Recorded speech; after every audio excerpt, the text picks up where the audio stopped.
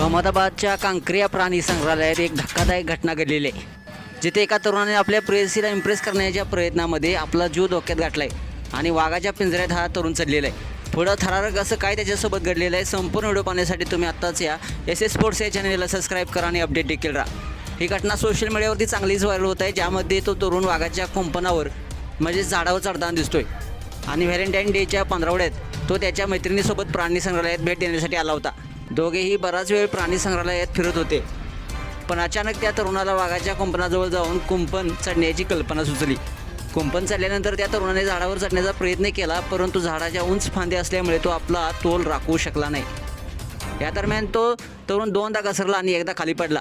त्या तरुणाला पडताना पाहून पिंजऱ्यात बसलेला वाघ देखील लगेच कृतीत आला आणि त्याने त्या तरुणाकडे उडी मारण्याचा प्रयत्न देखील केला। जर प्राणी संग्रहालयातील कर्मचाऱ्यांनी वेळीच हे लक्षात घेतलं नसतं तर त्या तरुणाच्या जीवावर देखील बेतलं असतं। या प्राणी संग्रहालयातील कर्मचाऱ्यांनी तात्काळ त्या तरुणाला सुखरूपरित्या वाचवले।